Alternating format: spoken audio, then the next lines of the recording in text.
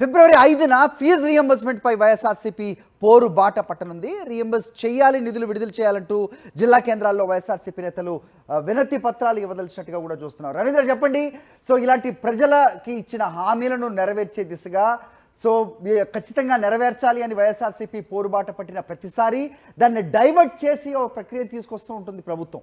So ప్రస్తుతం 5వ తారీఖున తలపెట్టిన ఈ కార్యక్రమం తాలూకు అప్డేట్స్ ఏంటి, ఏం చెప్తున్నారు వైఎస్ఆర్సీపీ శ్రేణులు, ఏంటి మీ దగ్గర ఇన్పుట్స్?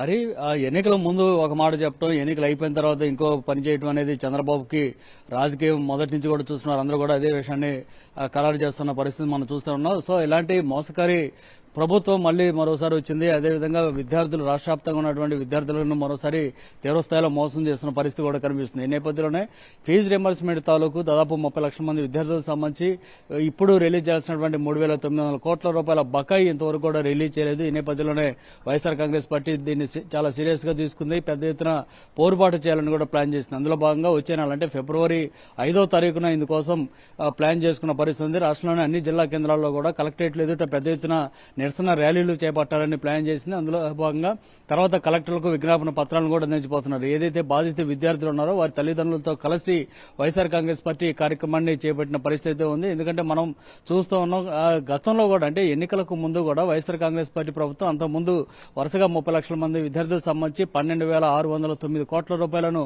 ఫీజు రింబర్స్మెంట్ నిధుల కోసమే కేటాయించింది. ఎప్పుడూ ఇబ్బంది లేకుండా చేసింది. కానీ ఎన్నికల ముందు దాదాపు 502 కోట్ల రూపాయలను విడుదల చేయకుండా అప్పుడు ఎన్నికల కమిషన్ కి అట్లాగే హైకోర్టుకి కంప్లైంట్ చేసి అప్పట్లో ఆపేయించింది. ఆ తర్వాత కూడా వైఎస్ఆర్ కాంగ్రెస్ పార్టీ మళ్లీ పోరాటం చేసి ఆ నిధులను విడుదల చేయించాల్సినటువంటి పరిస్థితి ఏర్పడింది. అంటే ఏదో రూపంలో విద్యార్థులు కానీ ఇతర ఏ వర్గానికి సంబంధించినటువంటి గతంలో ఇచ్చినటువంటి హామీల తాలూకు నిధులను విడుదల చేయాలంటే చంద్రబాబు ఏమాత్రం అంగీకరించట్లేదు. పూర్తి స్థాయిలో మోసం చేయాలనేది ఆయన చాలా స్పష్టంగా నిర్ణయం తీసుకున్నట్టే అర్థమవుతుంది. అందులో భాగంగా ఇప్పుడు విద్యార్థులకు కూడా ఇవ్వాల్సిన బకాయిలు చెల్లించట్లేదు. ఈ నేపథ్యంలోనే చాలా చోట్ల కాలేజీల యాజమాన్యాలు విద్యార్థులను బయటకు నెట్టేస్తున్నటువంటి పరిస్థితి కూడా కనిపిస్తుంది, ఫీజులు చెల్లించలేదనే కారణంతో. సో వారందరూ వ్యవసాయ కూలీలుగా మారుతున్నటువంటి పరిస్థితులు కూడా మనం చూస్తూ ఉన్నాం.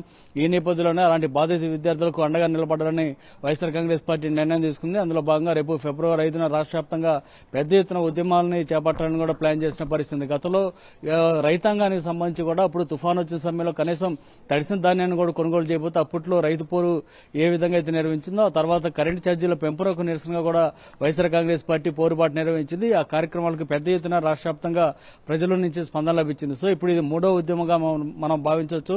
ముఖ్యంగా విద్యార్థి లోకానికి సంబంధించి తీవ్రస్థాయిలో చంద్రబాబు సర్కారు చేస్తున్నటువంటి అన్యాయం ఏదైతే ఉందో దాన్ని సంబంధించి పెద్ద ఎత్తున పోరాటం చేసి ఆ మొత్తం బకాయిగా ఉన్నటువంటి 3,900 కోట్ల రూపాయల నిధులను విడుదల చేసే ఇంతవరకు కూడా ఈ పోరాటాన్ని కొనసాగిస్తామని వైఎస్ఆర్ కాంగ్రెస్ పార్టీ చెప్తుంది. అందులో భాగంగా రేపు ఫిబ్రవరి 5న పెద్ద ఎత్తున జిల్లా వ్యాప్తంగా అన్ని జిల్లాలో కూడా ఈ కలెక్టరేట్ ఆందోళన కార్యక్రమాన్ని చేపట్టింది.